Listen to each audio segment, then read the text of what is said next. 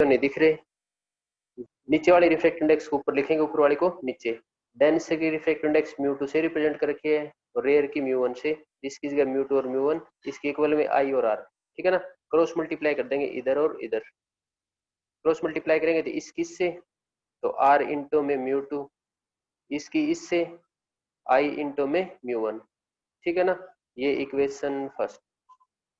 अब इस डायग्राम के अंदर से आई और आर की वैल्यू निकाल के पुट करनी है। कैसे करनी है? एक्सटीरियर एंगल लेके, बिल्कुल आसान है। चलो देखते हैं। तो एक्सटीरियर एंगल देखते हैं यहाँ पे। बस इस एक्सटीरियर एंगल जिसको देखना आ गया ना, उसका डेरिवेशन हो जाएगा, और जिसने एक्सटीरियर एंगल देखने में गलती कर दी उसका डेरिवेशन तो हो जाएगा पर रिजल्ट गलत आएगा, ठीक है। चलो देखो फिर, एक्सटीरियर एंगल मैंने समझाया था कि इस तरह से अगर कोई ट्रायंगल हो ना तो ये एक्सटीरियर होता है ना, या फिर अगर इस तरह से ट्रायंगल हो तो ये एक्सटीरियर होता है, और इन दोनों का सम इसके इक्वल है ना, ऐसे कुछ होता है। चलो देखते हैं, इस डायग्राम को देखेंगे। इस डायग्राम को देखेंगे, देखो मैंने यहाँ से आर ले लिया।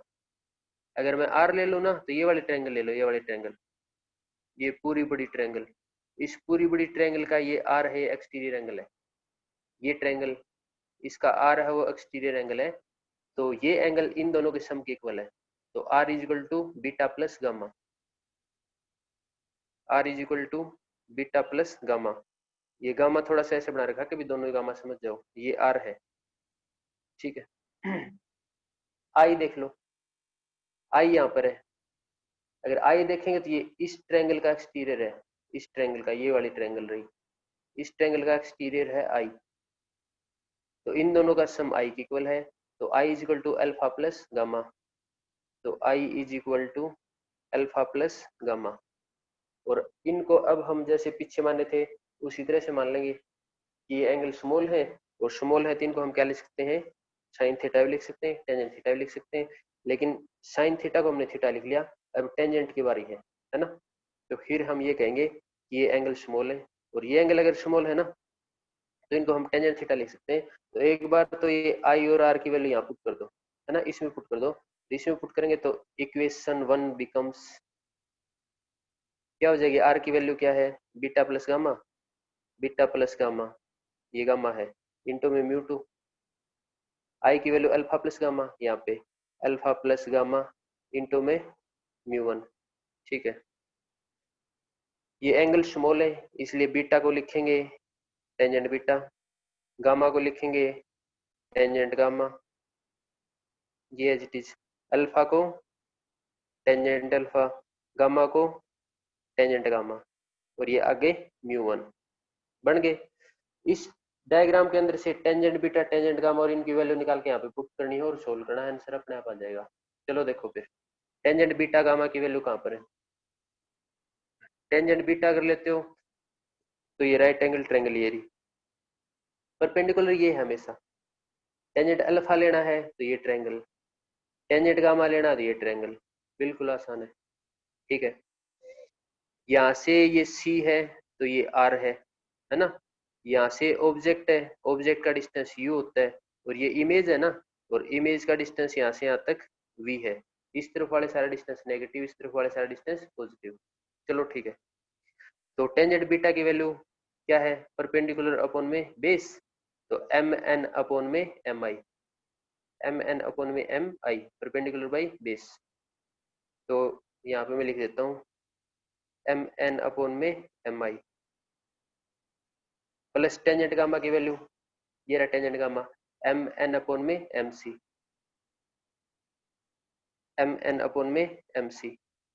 यहाँ पे आएगा म्यू2, टेंजेंट अल्फा देख लो, ये रहा perpendicular by base, M N upon में एम ओ, यहाँ पे आएगा एम एन अपॉन में एम ओ, ठीक है। टेंजेंट गामा, ये रहा टेंजेंट गामा, ये वैल्यू लिख दो एम एन अपॉन में M C, M N upon में एम सी, और आगे है म्यू1, आगे नहीं इतना। मैंने उस दिन भी बताया था कि ऊपर वाला हमेशा कॉमन आएगा। क्यों कॉमन आएगा? क्योंकि ये परपेंडिकुलर तो सभी में कॉमन है, चाहे ये ट्रायंगल हो, चाहे ये वाली हो, चाहे इस तरफ वाली हो, ये तो कॉमन है। तो एम एन सभी में कॉमन है। चलो देख लेते हैं। तो इधर से एम एन कॉमन लो, इधर से एम एन कॉमन लो, कॉमन लेके काट दो, ठीक है, काट दिया।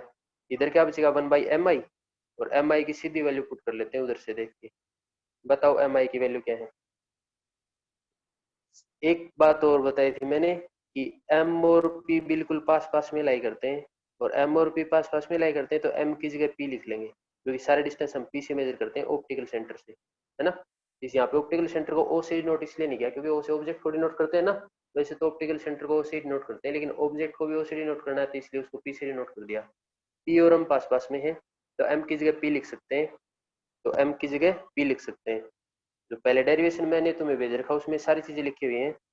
तो एम की जगह पी, तो एम की जगह पी, एम की जगह क्या करना है पी, एक और लाइन आएगी उसमें लिखनी है सारी बातें। एम की जगह क्या लिखना है पी, एम की जगह पी, ठीक है। ऊपर वाला एम एन कॉमन लेके काट दिया, यहाँ पे बच गया 1/पी आई, तो 1 के अपॉन में पी आई, वैल्यू देख लो पी आई की क्या है, ये रहा पी आई की वैल्यू वी है, और इधर है तो माइनस का वी प्लस एम एन तो कॉमन लेके काट दिया तो 1/पी सी, देख लो पीसी की वैल्यू, ये रहा पीसी, आर है और इधर वाला पॉजिटिव, तो इधर वाला पॉजिटिव है तो 1/आर सीधा ही लिख दो, इसके मल्टीप्लाई में म्यू 2, ठीक है। एम एन कॉमन लेके काट दिया तो 1 ये टेंजेंट अल्फा वाला ये है, ये तो एक बार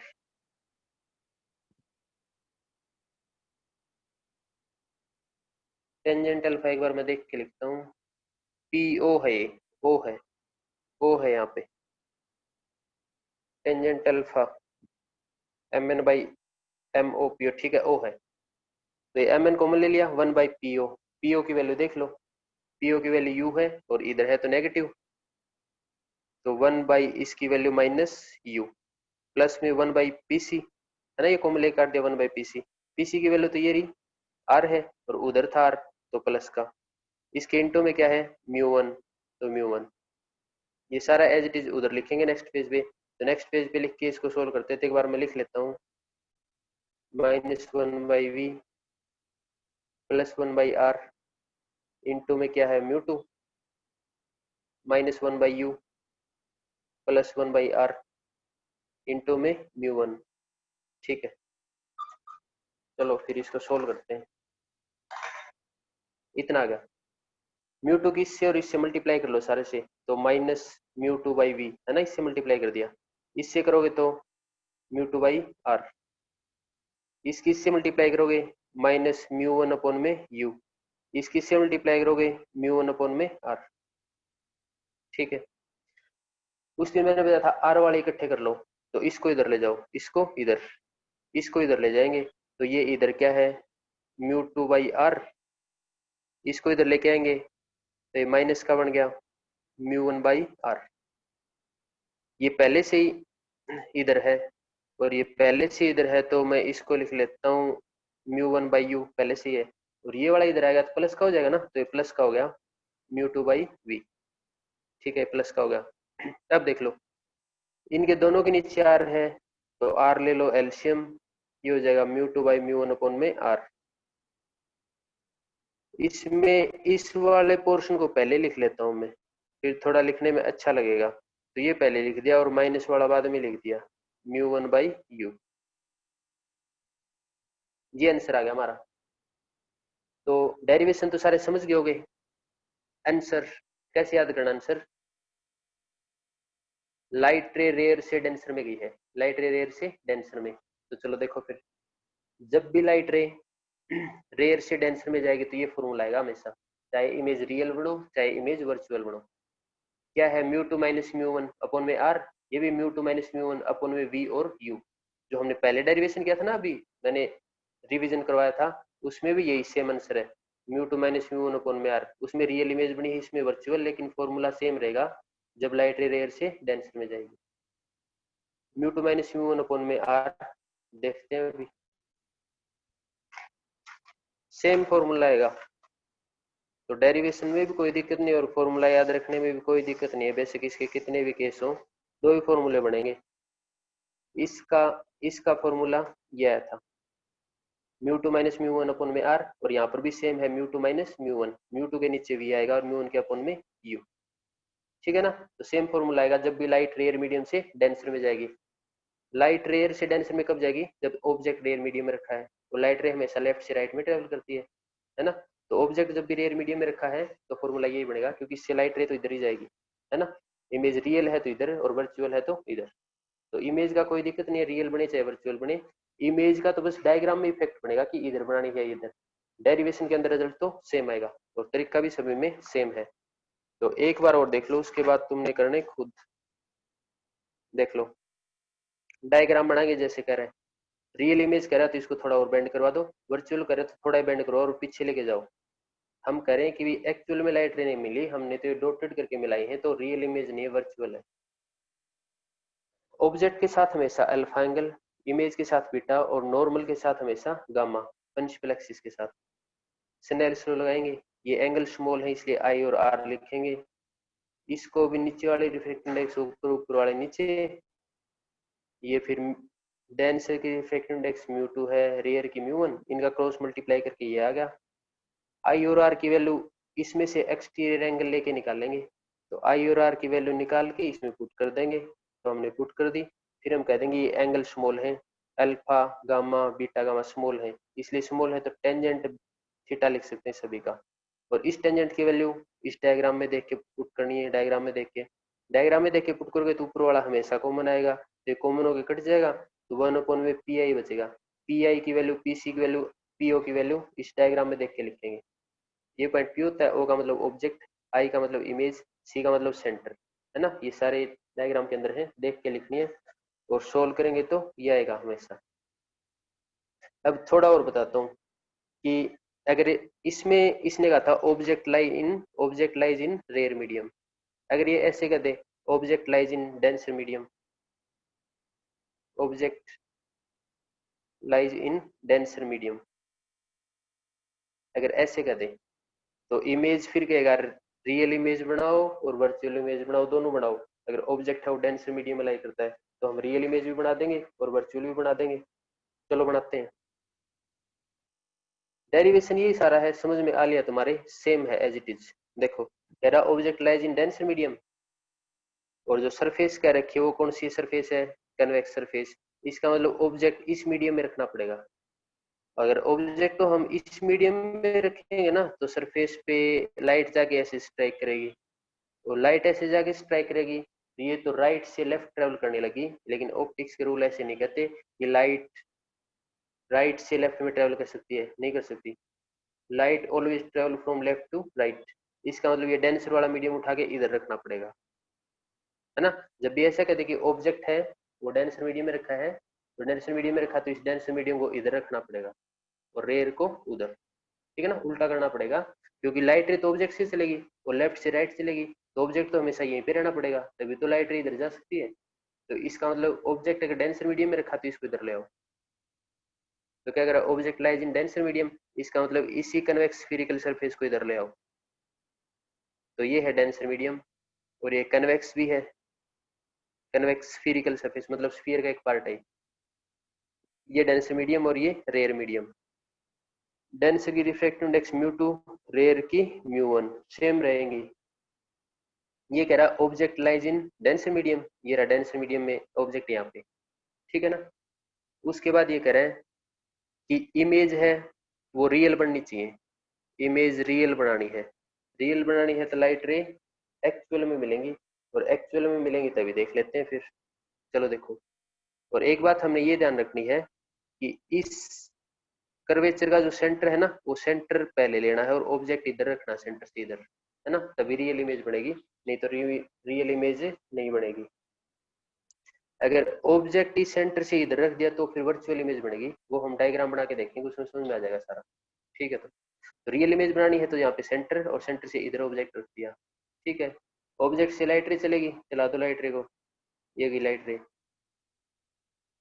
जहाँ पे भी लाइट रे स्ट्राइक करेगी वहां पे नॉर्मल बनाएंगे, और नॉर्मल तो हमेशा सेंटर पे आके मिलता है, तो ये रहा नॉर्मल, ये नॉर्मल। ये दिखने में बेसिक नॉर्मल ना हो, ये तो हमने हाथ से स्फीयर बनाया है, क्या पता एग्जैक्ट स्फीरिकल शेप ना बनी हो, लेकिन इस सरफेस से कहीं पर भी सी पे टच करवा दोगे तो हमेशा ही 90 डिग्री का एंगल माना जाएगा, ठीक है ना, क्योंकि एग्जैक्ट स्फीयर में ऐसा होता है। ठीक है, तो ये नॉर्मल हो गया, अभी मिल गया। इंसिडेंट रे और नॉर्मल के बीच में एंगल ऑफ इंसिडेंस, ये भी होगा। डेंसर से रेयर मीडियम जाएगी तो अवे फ्रॉम नॉर्मल, तो अवे फ्रॉम नॉर्मल इसका मतलब इसको सीधा जाना चाहिए था, इधर इधर रहेगी अवे फ्रॉम नॉर्मल, और अवे फ्रॉम नॉर्मल इधर आ गई, इधर ये प्रिंसिपल एक्सिस ऐसे जा रही थी, इधर आ गई। ठीक है, इस ऑब्जेक्ट से एक लाइट रे इधर चली और एक लाइट रे चली इधर, इस डायरेक्शन में, एक लाइट रे इधर एक इधर, दोनों जाके यहाँ पे मिल गई, जहाँ पर भी दो लाइट रे मिलेंगे वहां पे इमेज बनेगी, और एक्चुअल में जाके मिली है रियल इमेज बनी है, रियल। ठीक है, यहाँ से हमेशा परपेंडिकुलर ड्रॉ करना है। इस पॉइंट का नाम P लेना है, इस पॉइंट का नाम M, नॉर्मल है उसको N डैश, और इसका नाम N। ठीक है, ऑब्जेक्ट के साथ क्या एंगल आएगा, अल्फा, इमेज के साथ है बीटा, नॉर्मल के साथ है गामा एंगल। ठीक है, गामा एंगल। क्या कॉन्सेप्ट था आगे, स्नेल्स लॉ से स्टार्ट कर रहे थे, mu is equal to sine I by R. अब की बार कहां से कहां पे गया है, डेंसर से रेयर में, ऐसे ही ध्यान रखना बस। तो डेंसर से रेयर में, नीचे वाले की रिफ्रैक्टिव इंडेक्स ऊपर, ऊपर वाले की नीचे, तो ये ऊपर आएगी, तो म्यू आर, ये नीचे आएगी म्यू डी। ये एंगल स्मॉल है इसलिए इसको आई लिख लिया, इसको आर लिख लिया। रेयर की रिफ्रैक्टिव इंडेक्स म्यू वन है, डेंसर की म्यू टू, लिख दो इनके आगे म्यू वन म्यू टू, ये आई बाई आर, क्रॉस मल्टीप्लाई कर दो, हो गया क्रॉस मल्टीप्लाई, आर इंटू में म्यू वन और म्यू टू इंटू में आई, है ना, क्रॉस मल्टीप्लाई करके लिख लिया। ये आई और आर की वैल्यू यहाँ से निकाल के पुट करनी है। नॉर्मल के साथ ये इंसिडेंट रे एंगल बनाएगी, एंगल ऑफ इंसिडेंस, और इस नॉर्मल के साथ रिफ्रेक्टेड रे जो भी एंगल बनाएगी, एंगल ऑफ रिफ्रैक्शन। तो इनमें से एक्सटीरियर एंगल निकाल के और आई और आर की वैल्यू आ जाएंगे, यहाँ पे पुट करोगे, पुट करने के बाद क्या करेंगे, पुट करने के बाद क्या करेंगे, हम कह देंगे कि ये सारे स्मॉल एंगल है, तो टेंजेंट थीटा लिख लिया, और टेंजेंट थीटा की सारी जो टेंजेंट थीटा की वैल्यू है, ये रही हमारे पास ट्रायंगल। टेंजेंट अल्फा चाहिए तो ये ट्रायंगल, टेंजेंट बीटा चाहिए तो ये ट्रायंगल, टेंजेंट गामा चाहिए तो ये ट्रायंगल, हो जाएगा ना सोल्व, हो जाएगा सोल्व। इसका रिजल्ट क्या आएगा वो देख लो, रिजल्ट क्या आएगा, रिजल्ट इससे अपोजिट आएगा, इससे अपोजिट, किस चीज में अपोजिट, क्योंकि अब की बार हमने इस तरफ तो डेंसर कर दिया और इस तरफ रेयर कर दिया, उल्टा कर दिया पहले वाले से। पहले लाइट रेयर से डेंसर जा रही थी, लेकिन अब डेंसर से रेयर जा रही है, उल्टा होगा, बिल्कुल उल्टा होगा, तो ये रिफ्रैक्टिव इंडेक्स चेंज कर देंगे हम, 2 की जगह 1 कर देंगे, 1 की जगह 2, बस इतना ही डिफरेंस आएगा। तो चलो करके देखते हैं फिर। Mu two minus mu one है ना, तो mu one minus mu two आएगा, नीचे कोई फर्क नहीं आएगा, नीचे आर ही रहेगा। Mu two minus mu one है तो mu one minus mu two आएगा, चेंज हो जाएंगे 1 और 2 आपस में, mu one minus mu two, और नीचे कोई फर्क नहीं पड़ेगा, नीचे v की जगह v, u की जगह u, नीचे v की जगह v और u की जगह u। ठीक है, बिल्कुल आसान है। तो डेंसर से रेयर जाएगी तो ये फॉर्मूला, और रेयर से डेंस जाएगी तो ये फॉर्मूला, चाहे इमेज रियल बनो चाहे वर्चुअल बनो, इसमें भी ऐसा ही है, इमेज रियल बनेगी तो भी यही फॉर्मूला, और वर्चुअल बनेगी तो भी यही फॉर्मूला। ठीक है, तो हमने दोनों फॉर्मूले याद नहीं करने, ये फॉर्मूला याद करो, जब रेयर से डेंस जाती तो ये फॉर्मूला, तो डेंसर से रेयर उल्टी जाए तो इसकी जगह 1 कर दो, इसकी जगह 2, इसकी जगह 1, इसकी जगह 2, नीचे कोई भी चेंज नहीं आएगा। हम इंप्रेशन देके बताओ किस किस को समझ में आई।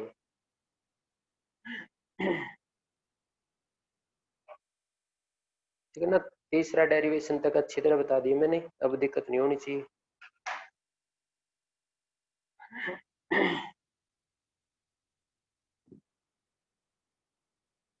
ठीक है, तो देखो ये कन्वेक्स सरफेस का हमने पढ़ लिया, कनकेव सरफेस का पढ़ेंगे तो इसमें भी एक नेक्स्ट डेरिवेशन आएगा जो वर्चुअल इमेज बनेगी, तो है ना वर्चुअल, और वर्चुअल का देखो मैंने ये बताया था अभी कि उसको इतना बैंड नहीं करवाना, थोड़ा उधर जाएगा, तो वर्चुअल का इसी में समझा देता हूँ।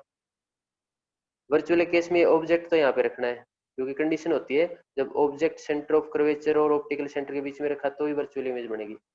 तो यहाँ से लाइट रे जाएगी, ये नॉर्मल तो यहीं पे बनेगा क्योंकि नॉर्मल तो सेंटर पे मिलता है, तो ऑब्जेक्ट यहाँ पे रखना है ये वाला, इधर से लाइट रे जाएगी और इधर से लाइट रे जाएगी, तो डेंसर से रे जाएगी तो अवे फ्रॉम नॉर्मल, और ये अवे जा रही है तो इतनी अवे नहीं करनी, थोड़ी अवे करनी है, इधर से ले लेंगे अवे, और थोड़ी अवे इसको करेंगे तो फिर ये इधर तो मिलेगी नहीं, इसको वापस मिला देंगे वापस, और इसको यहाँ से वापस मिला देंगे तो इधर इमेज बन जाएगी वर्चुअल इमेज। ठीक है ना, एक्चुअल ना बनेगी तो वर्चुअल बनेगी फिर, तो इस तरह से करना है। ठीक है, तो कनकेव सरफेस का देखो,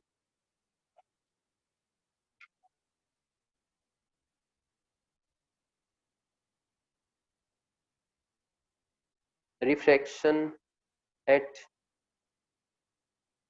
concave spherical surface, concave spherical surface, इसमें भी इस तरह से इसके दो केस है बस, इसके चार केस थे।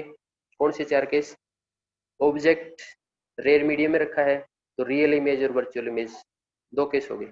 ऑब्जेक्ट अगर रेयर मीडियम में रखा है तो रियल इमेज का अलग निकालो, वर्चुअल का अलग, दो केस। दो केस इसके बन गए कि ऑब्जेक्ट डेंसर मीडियम में रखा है तो रियल इमेज का निकालो और वर्चुअल का निकालो, है ना। तो चार केस हो गए टोटल कन्वेक्स स्फीरिकल सरफेस का। लेकिन कनकेव स्फीरिकल सरफेस के दो ही केस है, कनकेव स्फीरिकल सरफेस के दो ही केस हैं। क्यों है दो केस अभी बताते हैं। ये कनकेव सरफेस होगी ना, कनकेव, इसके दो केस हैं। इसमें कभी भी रियल इमेज नहीं बनेगी।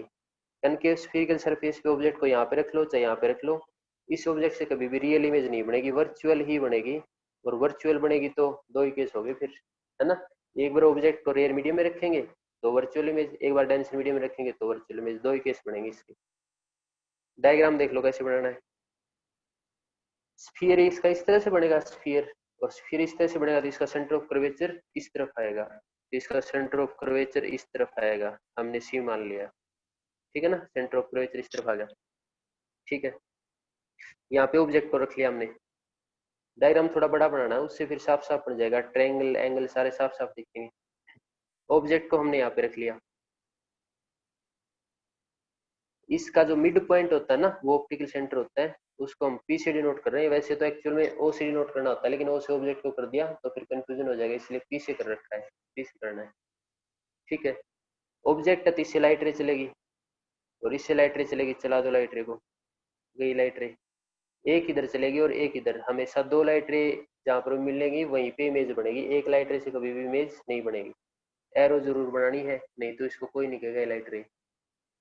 जहाँ पे भी लाइट रे स्ट्राइक करेगी वहां पे क्या बनाना है, नॉर्मल, और नॉर्मल हमेशा सेंटर पे मिलेगा, तो सेंटर पे मिलेगा नॉर्मल, तो ये नॉर्मल है।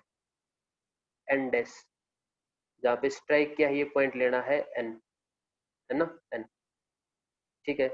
इंसिडेंट रे के बीच में नॉर्मल के बीच में जो भी एंगल है ये एंगल ऑफ इंसिडेंस, यहाँ एरो से बना देता हूँ एंगल ऑफ इंसिडेंस, ठीक है।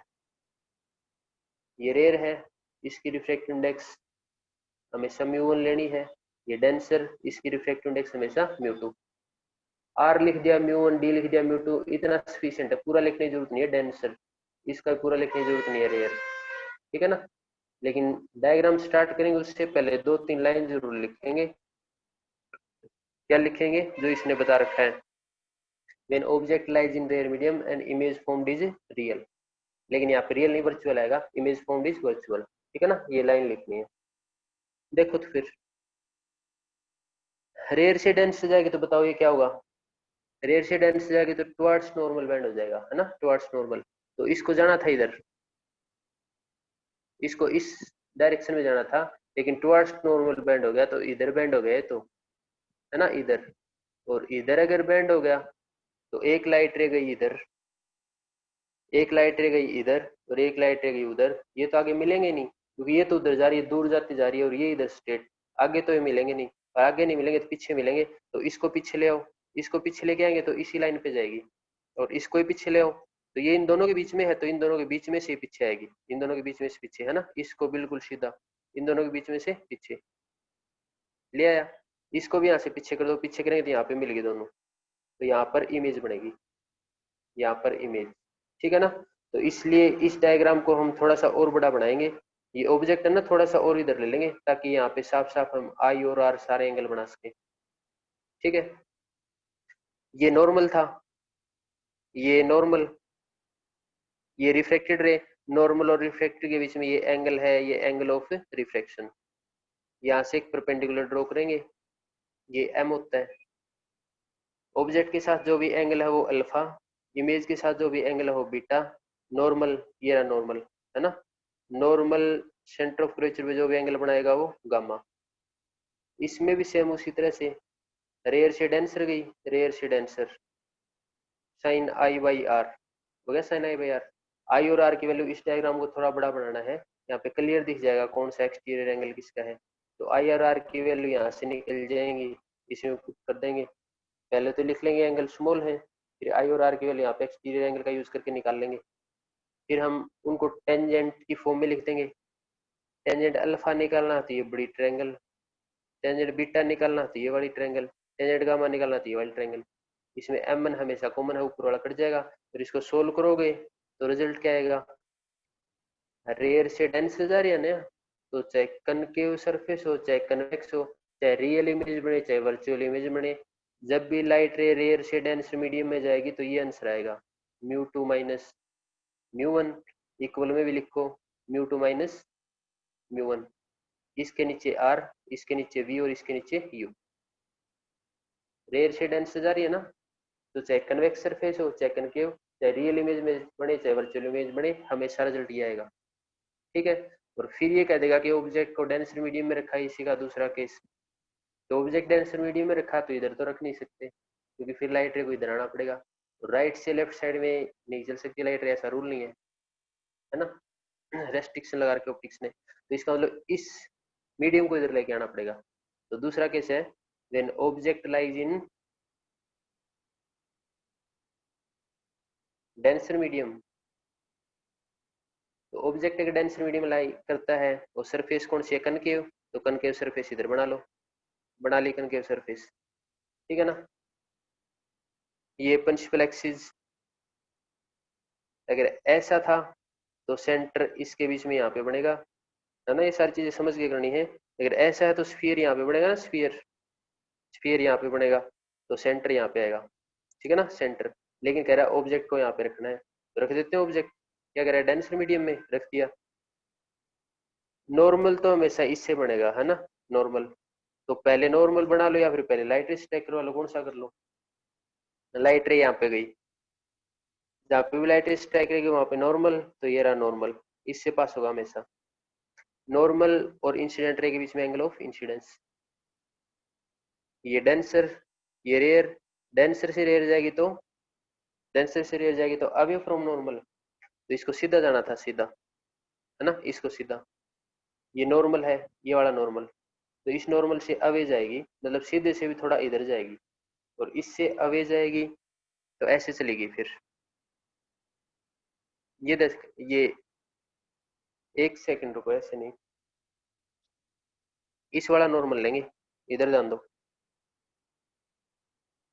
देखो, अगर हमने ये नॉर्मल बना रखा है, नॉर्मल, तो आधा पार्ट इस तरफ है नॉर्मल का और आधा पार्ट इस तरफ, ये डेंसर मीडियम में है और ये रेयर मीडियम में।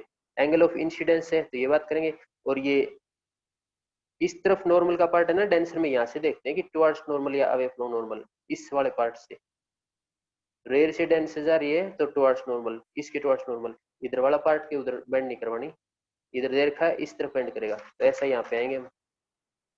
ये पार्ट तो हमारा होगा। अब पार्ट ये है, अब पार्ट अगर ये है तो ये क्या कर रहे हैं, डेंसर से रेयर, और डेंसर से रेयर जाएगी तो अवे फ्रॉम नॉर्मल, तो इसको इस डायरेक्शन में जाना चाहिए था, और इस डायरेक्शन में नहीं गई। नॉर्मल इधर है ना, नॉर्मल, ये रहा नॉर्मल, तो इस नॉर्मल से अवे, तो इस डायरेक्शन में जाना चाहिए था, इधर नहीं गई, नॉर्मल से अवे, अवे का मतलब इस डायरेक्शन में जाएगी। तो एक लाइट रे इस डायरेक्शन में गई और एक लाइट रे इसके अलोंग हमेशा भेजनी हमने। एक लाइट रे इधर एक इधर, आगे जाके तो दोनों मिलेंगे नहीं, इसलिए पीछे मिलानी पड़ेगी, तो पीछे मिलाओ, इसको पीछे ले आओ और इसके ले आओ, यहाँ पे बनेगी इमेज। ऑब्जेक्ट के साथ एंगल अल्फा, इमेज के साथ बीटा, नॉर्मल के साथ गामा। यहाँ से एक परपेंडिकुलर ड्रॉ करेंगे, ये एन, ये एम, ये पी। पी से ये डिस्टेंस आर होता है, इमेज का डिस्टेंस वी होता है, ऑब्जेक्ट का डिस्टेंस यू होता है। ठीक है ना, सारे उसी तरह से सोल्व कर लेंगे। अब ये डेंसर से रेयर जा रहा है, तो रेयर से डेंसर का ये फॉर्मूला होता है। अब डेंसर से रेयर जा रहा है तो क्या करेंगे, रिजल्ट क्या आएगा, यहाँ पे बना जाएगा, यहाँ पे 2, यहाँ पे 1, यहाँ पे 2, नीचे कोई भी चेंज नहीं आएगा। ठीक है। तो हमने टोटल आज 5 डेरिवेशन कर लिए। कौन से 5, दो तो इसके, दो इसके, और पीछे वाले के टोटल 4 बनते हैं। तो एक तो हमने पहले पढ़ लिया था, वो आज रिवीजन किया है, और बाकी 3 और कर लिया आज। ठीक है ना। तो टोटल मिला के 6 डेरिवेशन हो गए, 4 तो कन्वेक्स सरफेस के और 2 कनकेव सरफेस के। कन्वेक्स सरफेस के एक पहले से लिख चुके, वो कर चुके, तो टोटल कितने बच के, 5 और बच गए। तो आज ये पांचों नोट करने हैं और पांचों के डेरिवेशन कर करके देखने हैं, डायग्राम बना के देखने हैं। आसान है, सभी में सेम कॉन्सेप्ट है और आंसर भी सेम आएगा। दो ही तो फॉर्मूले बनने, एक तो रेयर से डेंस का, एक डेंस से रेयर का। इमेज चाहे रियल बनो चाहे वर्चुअल, सेम आंसर आएगा। सरफेस चाहे कन्वेक्स हो चाहे कनकेव, सेम आंसर आएगा। ठीक है, किसी को कुछ पूछना हो तो बताओ, हैंड रेज कर सकते हो किसी को कुछ पूछना हो तो।